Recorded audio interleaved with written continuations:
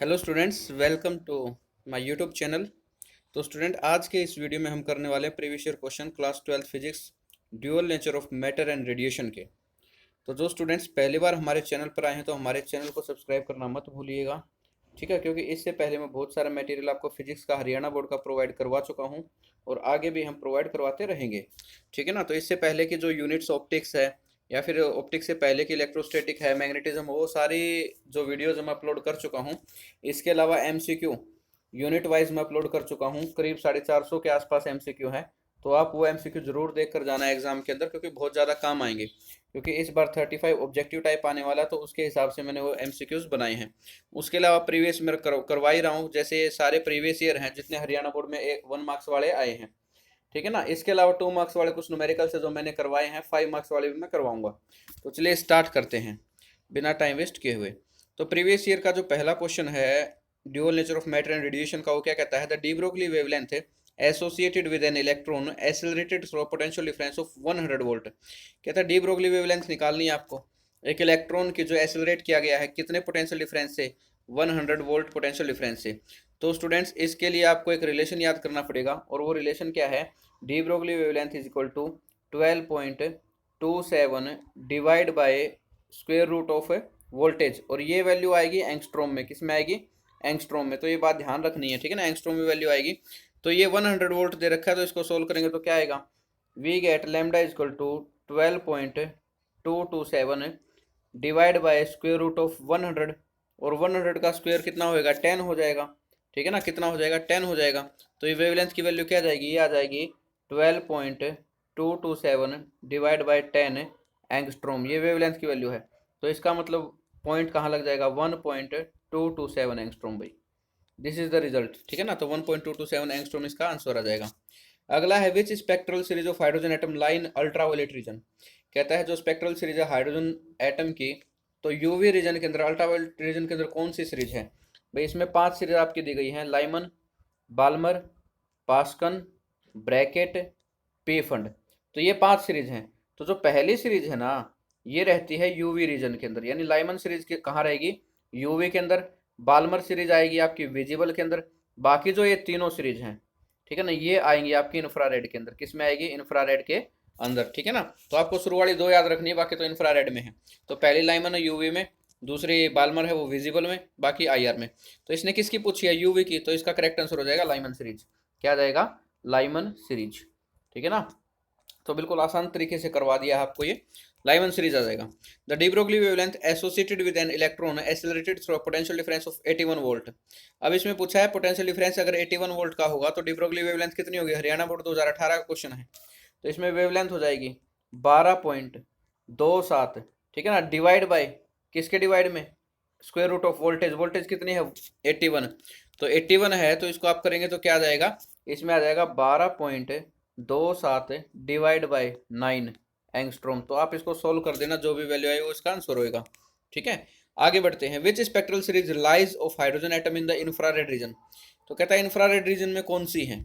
तो इंफ्रा में मैंने आपको बताया, लाइमन और बाल्मर को छोड़ दें तो ब्रैकेट है, ठीक है, ब्रैकेट इंफ्रारेड में है। उसके बाद पी फंड है, ठीक है ना, पी फंड भी क्या है?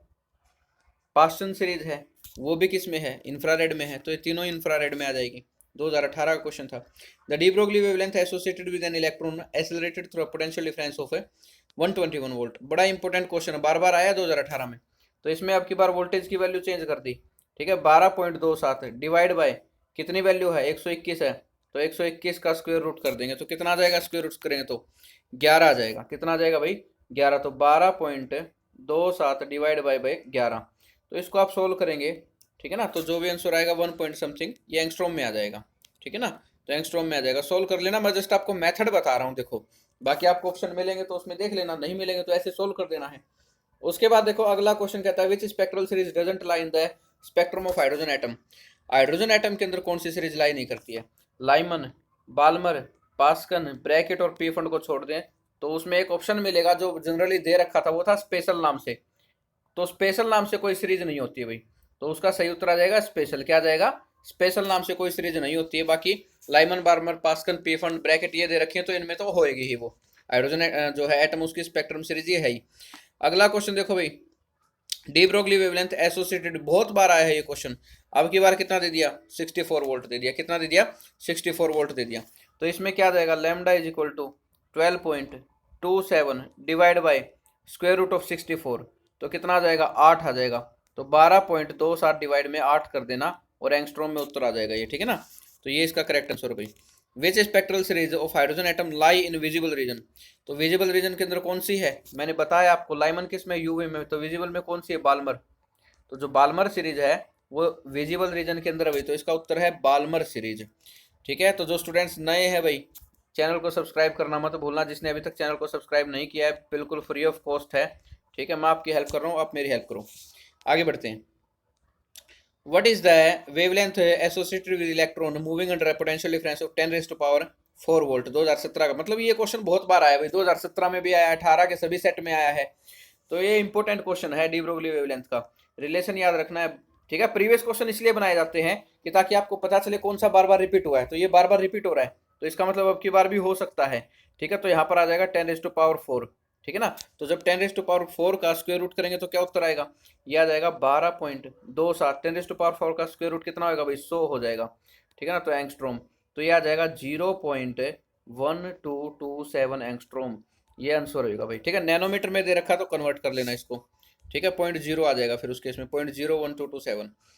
अगला देखो भाई, for which of the following stopping potential required is maximum, तो ये भी इंपॉर्टेंट क्वेश्चन है, बार बार ये आया है, 2017 क्वेश्चन है। कहता है स्टॉपिंग पोटेंशियल मैक्सिमम किसके लिए होगा, भाई जो स्टॉपिंग पोटेंशियल है ना वो मैक्सिमम उसके लिए होगा जिसके पास एनर्जी ज़्यादा होगी।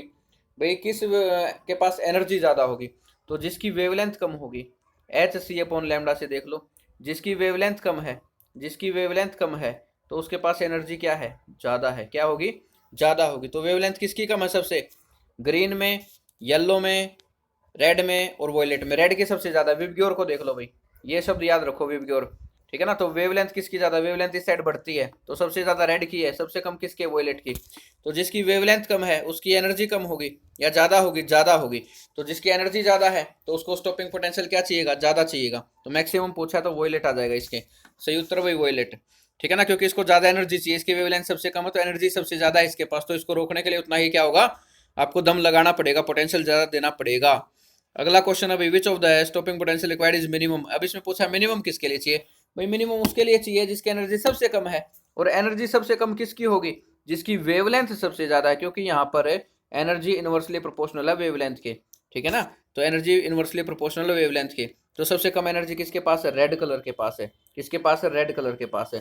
तो इसमें सबसे कम एनर्जी रेड कलर के पास है, तो इसको रोकने के लिए स्टॉपिंग पोटेंशियल कम चाहिएगा। ठीक है ना, तो इसमें आ जाएगा रेड भाई। अगला कहता है व्हाट इज थ्रेशोल्ड फ्रीक्वेंसी।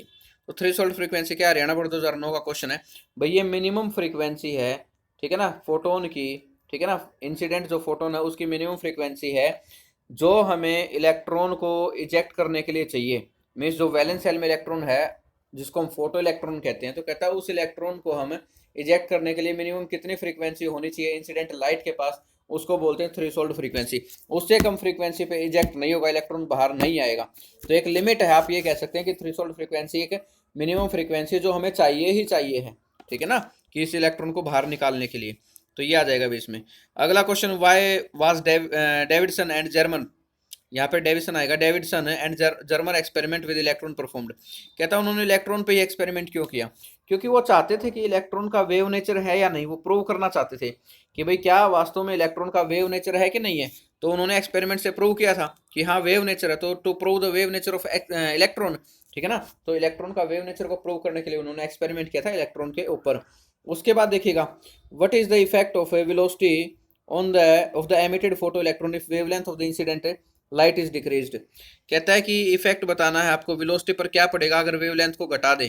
ठीक है ना, देखिए तो फ्रीक्वेंसी और वेवलेंथ का इनवर्सली प्रोपोर्शनल रिलेशन है कि नहीं है।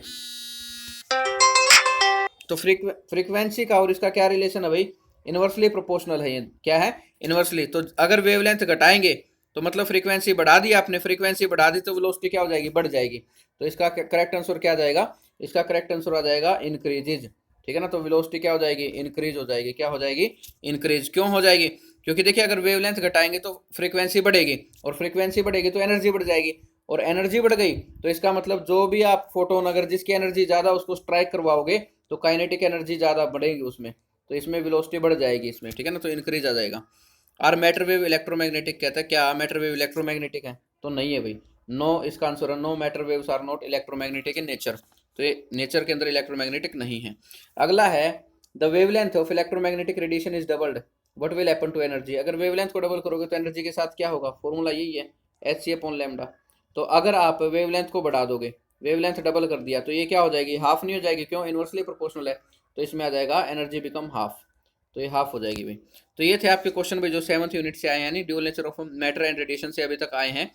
तो इसके बाद हम नेक्स्ट यूनिट करेंगे, यानी एटम एंड न्यूक्लियाई वाली यूनिट करेंगे। तो मिलते हैं नेक्स्ट वीडियो में, ठीक है। और जिस स्टूडेंट ने चैनल को सब्सक्राइब नहीं किया, चैनल को सब्सक्राइब जरूर कर दीजिएगा, ठीक है। और हमें फॉलो करते रहिएगा, एग्जाम में अच्छे मार्क्स आ जाएंगे आपके, ठीक है ना। जिनको फेल होने का डर सता रहा है वो फेल नहीं होएंगे, वीडियोज़ को देखते रहिएगा आप, ठीक है। मिलते हैं नेक्स्ट वीडियो में। Thank you very much.